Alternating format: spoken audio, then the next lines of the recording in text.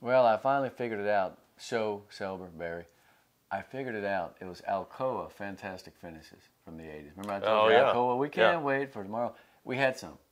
Yeah. Honda Mercedes was a pretty fantastic finish. San Benito Harlingen again. Good I was gracious. there. Incredible game. The best game I've seen since I've been covering, I think. Really? Almost. I think there was a good Ed Couch-Chelsea Harlingen game a long time ago. Ed Couch beat him over there. I remember that. Yeah. Well, man, I'll tell you what.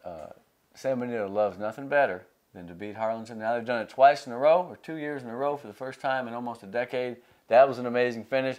Down there with a championship drive. Kid Ibarra, who had 3 sacks, forced a fumble, and they beat Mercedes. It's getting good, isn't it? Yeah, and I think everything we kind of thought would happen last week kind of did happen. And we weren't sure about the Harlingen-San Benito matchup, but that was probably, it was very telling as far as how competitive that district's going to be.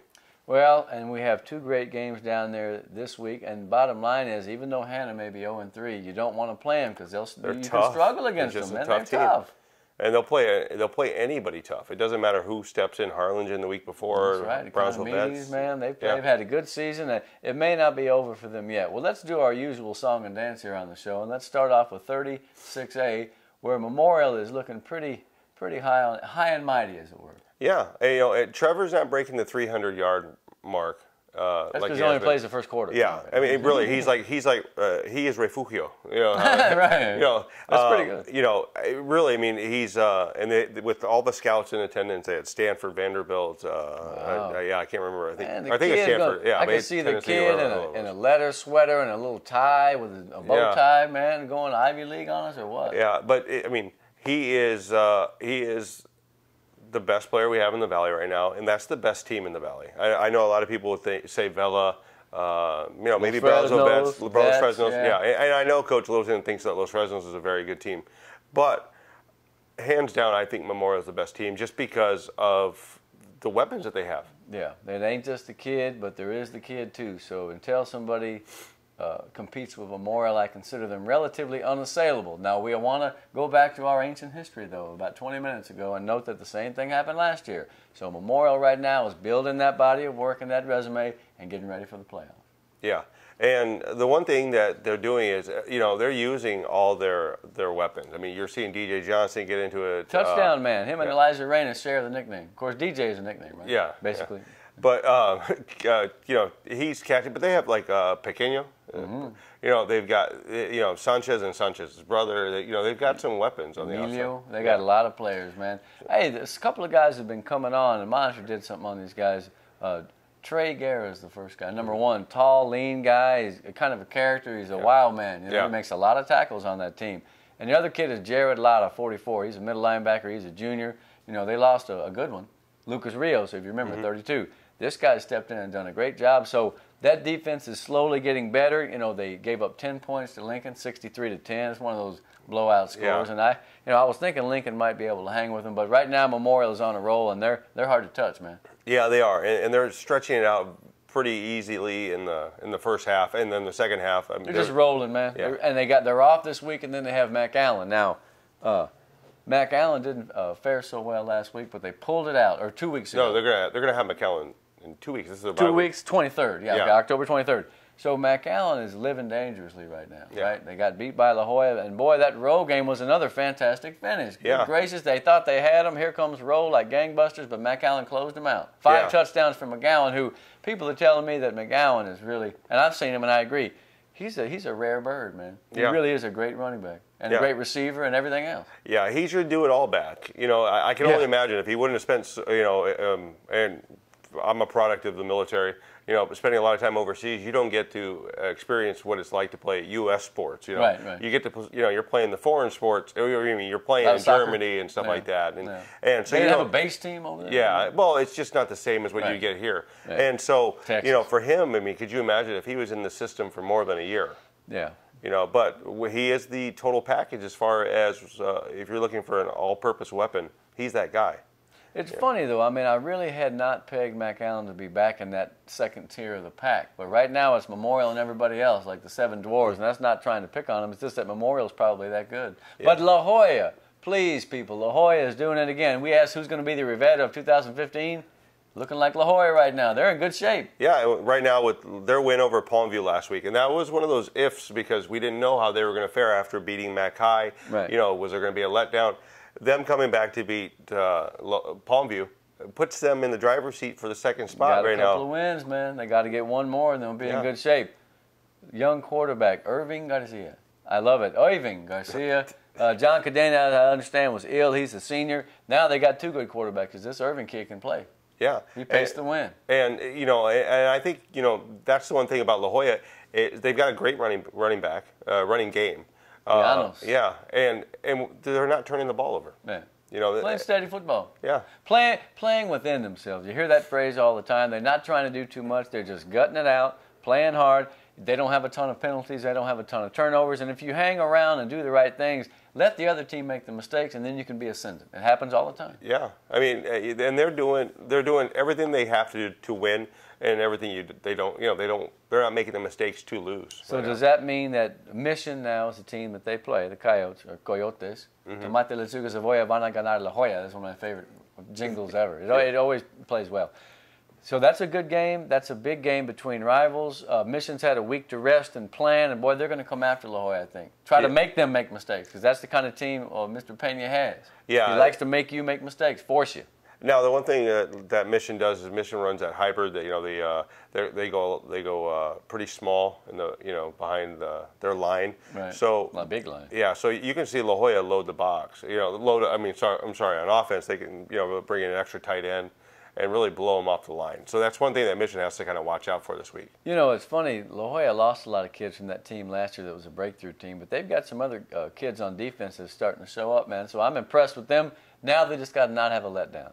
This might be a trap game, as they say, because Mission has been competitive. I mean, they started out poorly, but they've been playing better. They got a week to rest and get everybody back. So that, to me, is a game that takes on many implications. I wish I could see it. I wish I, again, could see every game.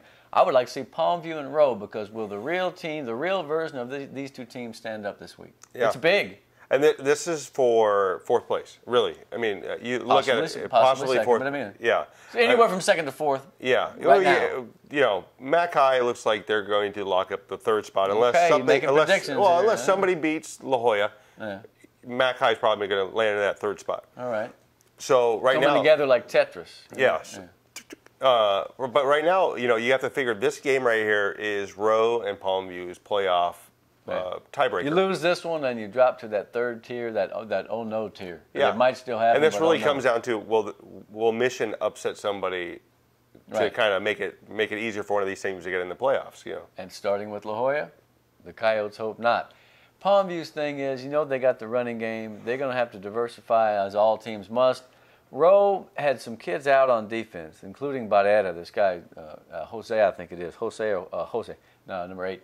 He's a good player. I think 42 missed the game. So they had some kids out. They made a great comeback, but it fell short. So the question is, do they have any spirit left? And my answer would probably be, without having watched them work out, yeah, I think so, because they thought they should have won the game. They made the plays down the stretch to get the lead. Just Mac Allen was too tough, man. They made the last play. Yeah.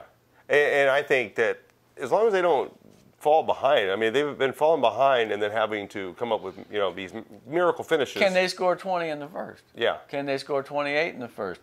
Now, Palmview's defense has been relatively good. So I feel like the games in 36A this week are going to be so telling. I mean, this is the week. This is the week we find out who wants to make it and who doesn't have what it takes. Yeah. I really feel that way. I really do, too. And I think that if Rowe can put it together in the first half. 4 quarters, like they say. I know it's cliched, but 4 quarters. Yeah, this is their game to lose. I mean, because Palmview, I don't know if they can put up the points that Rowe can, because Rowe can put up some monster points. It's a total contrast in styles, because Palmview wants a 12-play drive. Rowe may score in 20 seconds. Yeah. Who knows? They've done it before. They'll do it again. They still got great receivers, a fine quarterback. If they get those defensive kids back, I don't see why they shouldn't have a couple of point favorite at home. Yeah. You know what I mean? I think so. Now, let's take a look out west, because it's getting on toward playoff time. We promised you last week we would. At Laredo LBJ, that was a team that started out 5-0. They've been getting better in most sports. They're relatively new. They took a tumble, though, last week as Alexander beat them 41-6. And you can say Alexander's not as good. We've heard that. Well, they're still good enough to whoop LBJ. That wasn't even close. Yeah, and from what we've heard from that side of the world, is that United is the top team. Alexander is second. And it's a distant second from what I hear. Yeah. Well, they play the last game as usual, so we'll find out. But United is just a machine. They've had a great quarterback. They've had quarterbacks for 10 or 12 years. Yeah. They just throw the ball, and so that makes you realize that the system is great too. Yeah. It's the kids, but it's also the system. Yeah, and Del Rio would be our fourth in that one, maybe. If LBJ beats them. Yeah. So in other words, I'm not seeing the overall talent in that district that we had the last couple of years. Because remember, Laredo came out of nowhere 5 or 6 years ago and were killing us. Yeah. I was like, what is this crud? But no, I think we're going to be able to handle them. Of course, outside of Memorial, it's a toss-up within those other teams. Mm-hmm. Whoever finishes fourth or whoever gets that game against United, it's going to be trouble, man. Yeah. Trouble. And this is where we're getting close to that point of the season where we start looking at how big is your school kind of thing, and then looking at the matchups. But United is actually a junior college, so you don't have to worry about that. They're huge. Them and Alexander. So yeah. But it's getting interesting in that district. But I think I don't think Memorial has too much to worry about. It's not, Well, okay. I like to see that Del Rio matchup though. Again. Okay, that would be like a nice little payback right there. We putting the cart before the horse, but what a neat looking horse that would be. 31-6A. It's the black and blue division. It's a dogfight. Right now, you have to think Weslaco and Weslaco East, but nothing is settled yet. Weslaco has to go over to Edinburgh North, and again, I'm telling you, the Cougars can play. They beat EHS 35-14. They did a pretty good job in doing so. I'll tell you what they did. They took advantage of their chances, okay? We've been waiting for this team to be proactive. So they got a touchdown drive early, 2 turnovers, 2 plays, and they scored touchdowns. 21-0, that was it. So and even though it's against a team that was winless, it's a rival, it's a big crowd. So I feel like North took a step forward in being able to take advantage of opportunities. Coach Renee Saenz was saying before the game, we've been so close at certain points, we just have to seize the moment and go. And I feel like they did that. And anybody who says, well, that game didn't count because it doesn't matter. Your team learns to win. It don't matter if you're playing whoever. They have the feeling of seizing the moment. And so can they keep it going, though, against Weslaco? Yeah. That's going to be tough. The one thing about North, we had Coach Saenz on the radio show, it was they could have had the same kind of game they've had with Edinburgh the last couple of years where it's been close and you're like, wow, how is it this close? Right. But they didn't. They actually played true to form and they didn't play down to the competition. They took care of business. They took care of business, and it was a fun night. I saw all kinds of old cats. They had the 65 class, the 90 class of 95 or 96. I mean, there's all kinds of people, man. It was pretty good stuff. Now playing Weslaco. Well, Weslaco is not just Nichols and Guerra.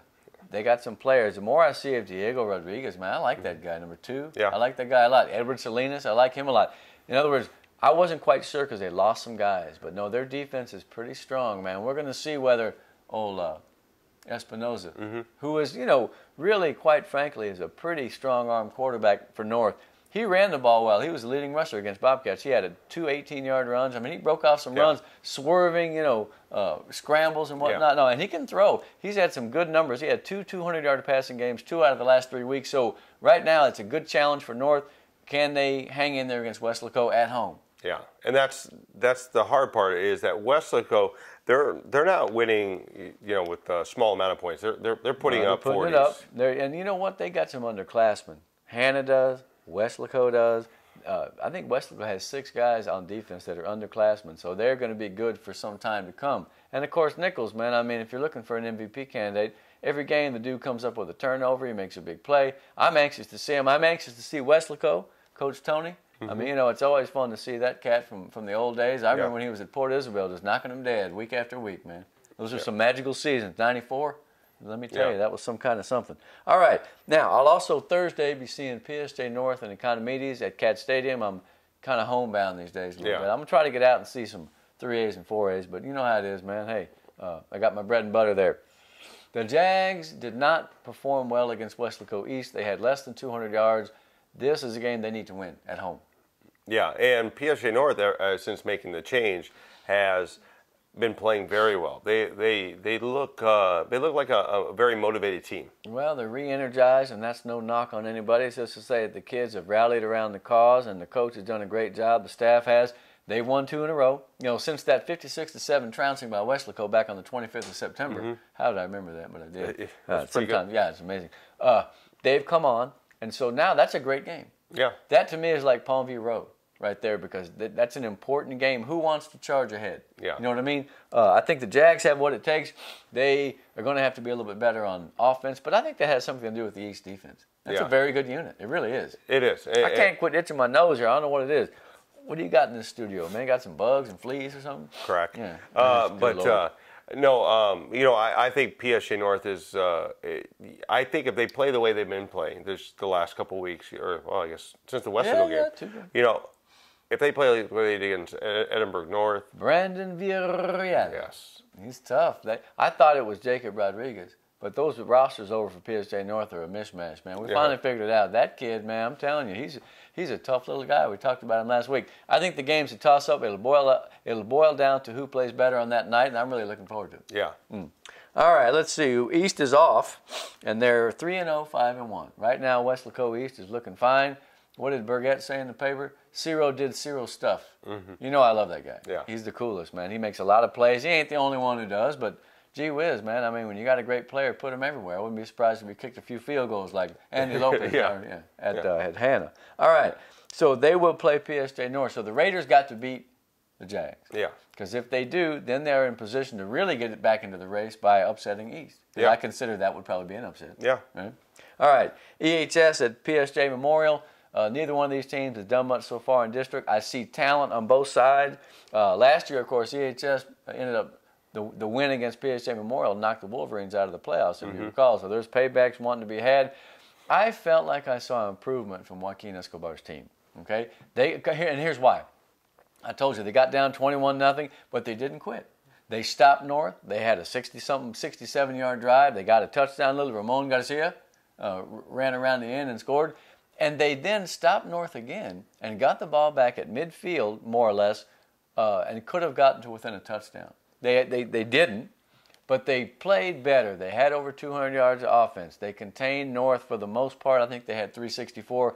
I'm seeing some signs of life. I like Danny Cuellar. He's a good player for Edinburgh High. Yeah, he is. I do. I like Christian Roxburgh. That little 42 will hit you, man. He don't ever quit. Yeah. And in fact, those guys don't quit.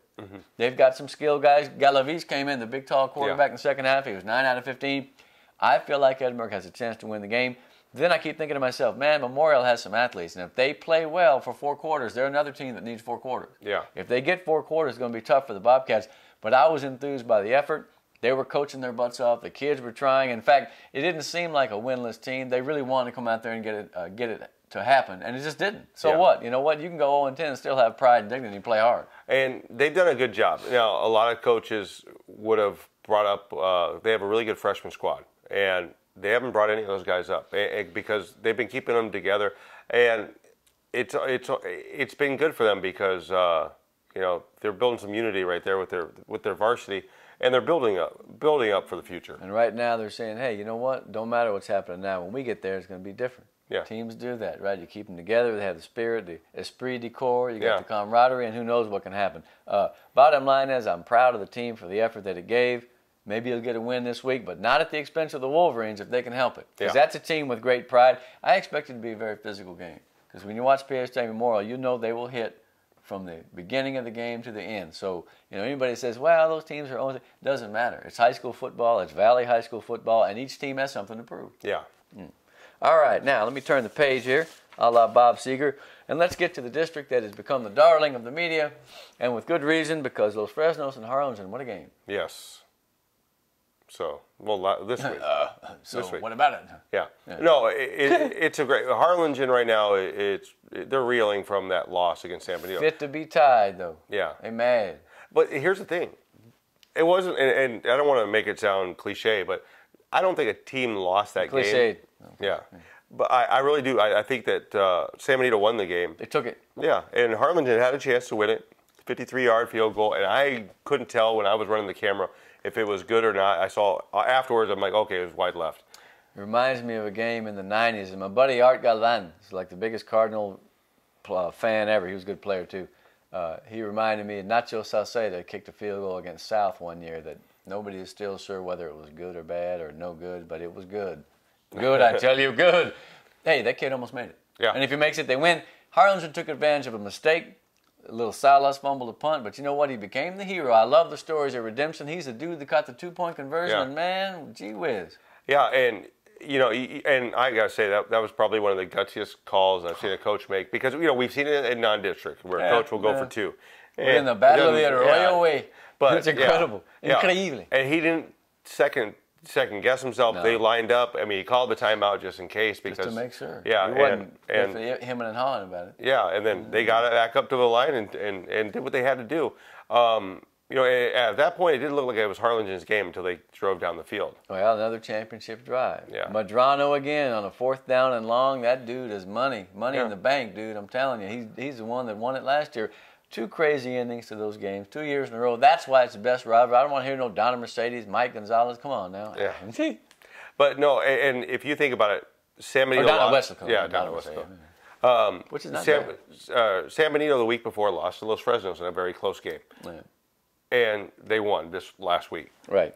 I can only imagine Harlingen's probably feeling like they could probably do the same against Los Fresnos this week because they played San Benito and Los Fresnos played a tight game. So, we could have 2 tight games in a week. What's the difference between those 4 teams? Inches. Yeah. Inches and execution and breaks and taking advantage of it. Harlingen took advantage of its break, but then San Benito made it happen anyway. So now I can understand what you were saying in that long circumlocution a minute ago. Absolutely, I understand. Okay, Los Fresnos is one of those teams that you almost tend to forget about. They just win every week. They're undefeated. They did have a tough game against Harlingen South. Yes, they did. They trailed twice. They had to come back, and Ortega, of course, knew how. I think he has 15 touchdown passes, and he runs the heck out of the ball. They came back, and Pete Pettis, if you're looking for a receiver of the year, I don't know, he may be. Maybe. He may be the guy who's got 9 touchdowns now. They did come back. I saw Fabian Rodriguez score a touchdown. That's 42, that good linebacker or strong safety. I can't remember which. Why not put your best kid on offense a little bit? Yeah. Why not, right? Now, not at the expense of another good player on offense, but, I mean, that dude, he's exceptional, so I understand why they're doing that. 5-yard touchdown run. It makes a lot of sense to me. Other Falcons, this guy is Sebastian Gonzalez. I think he's number 12. He's a sophomore. In other words, they've got some guys that are coming up the ranks, too, that will eventually be good. Garzoria, 37, has been there for 12 years. You can always count on that guy. He's going to wear on you all night. He's a defensive lineman, defensive lineman, an outside linebacker. It gets hard to see sometimes where guys are. Because you think, is that a linebacker? Is it a strong safety? Taylor Clow for Avila. Rhymes with Pow, he told me. That's why I always remember what his name is. Cloud Pow. And he certainly makes a pow. Is he a strong safety? He lines up where an outside linebacker used to be. When you got that 3-3 or the 4-4, it's a little different than the old days. So I'm having to kind of and get used to it. But I'm doing it. Yeah. All right, so those Fresno's Harlingen, a great game. What will be the difference maker, I wonder? I think it's going to be the lines. I really do. I think if Los Fresnos' line, neither of them are extremely big like they have been in the past. No, it's quickness. Yeah, but I think if whoever controls the line of scrimmage right now, I think it's going to come down to a run game because Harlingen's not passing the ball like they have in the past. No, They're running the ball. Castro is accurate, and he'll throw a few times. He'll be 16 out of 20-something. They don't have a ton of yards. Yeah. So I feel like they have a better running game than Los Fresnos, except Ortega's tough, man. That little number, he's a good player. And so I'm not saying he's better than Castro. What I'm saying is that they have different type of running games. They run different things, Yeah. But Tienda, hey, take it to the store. That guy's, let's see. I have a feeling Harlingen's going to be crazy wanting to win. But I know Los Fresnos is a very talented team. That's why it's a great district, because who knows what's going to happen. Same thing with Brownsville Veterans and San Benito, man. Now, Veterans has a better record. San Benito's been tested a little more, I think. What happens in that game? Well, I want to see. I want to see Brownsville's size because they have some size. San Benito has size, and we're talking about I guess it's the opposite of what Los Fresnos and Harlingen is. We're going to see 2 big lines going at it, and you're going to see whoever creates the biggest hole wins. When you see that Veterans offensive line, you're going to. But when you see the juniors they have on the bench that are coming up, they have some huge kids. They must be in the weight room 24/7 because they have 10 or 12 kids that weigh at least 250. It's amazing size for that team. And they got some weapons, and they got some defensive guys. Brownsville Veterans going to be hard to stop. But like I say, San Benito has played so well in so many games, and they're playing at home, as I understand. So I think they have a pretty good chance to win. Veterans down at the half against Hanna. Yeah. But they came back. Yeah. Just like Los Fresnos. So, you have a good team when you fall behind, it doesn't bother you, right? Yeah. I mean, Yeah, and Hanna has been a tough, tough beat every time because, they play everybody tough. They mix it up. And, they haven't won the games, but they played tough in those. Well, I'll tell you what, Hanna's something. And like I said, they may get somebody before it's all over. It may be Hanna. Yeah. I mean, it may be Lopez. Yeah. Because that's who they play. Lopez has shown signs in the recent days, but I feel like Hanna's on track to get this one. But we're going to find out. So. Lopez is not a pushover.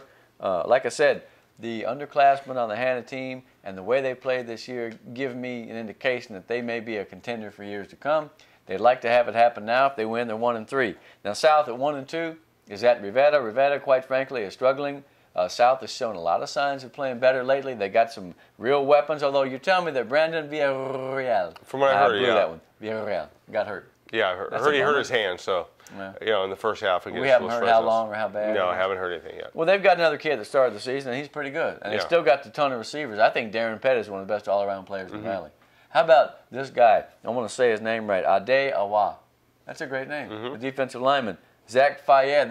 They've always had a unique guys with unique names on the team, man. So right now, South is starting to feel it. They get this win, they're at 500 in the district, and things can happen. So if one of those teams in the top 4, we say the top 4, happens to get on a losing streak, here comes South. Yeah, it can happen. They could squeak in. They really could. Well, I'll tell you what, I know Coach Wilson will be happy about that, and so would the fans of South, because they've had some great teams in the past, as recently as 2 or 3 years ago, if you remember correctly. Then they played Edinburgh North in the rain, the cold rain that day. Remember that? Boy, that was brutal. All right, so that's the 6A picture. 3 weeks left. It doesn't get much better than this. Each district has some marquee games, some things we're going to be paying attention. I don't think you can say that any team is out, because if you go on a 3-game winning streak, you can go from worst to first. Yeah, really. And we've seen it happen before with Rivetta. All right, the show will continue. We're going to go down to the 5As. It's getting pretty salty down there too, because that 31 5A race is percolating. And Donna, Mercedes, and Encounts, they're starting to wing blows at each other every week. We'll be back.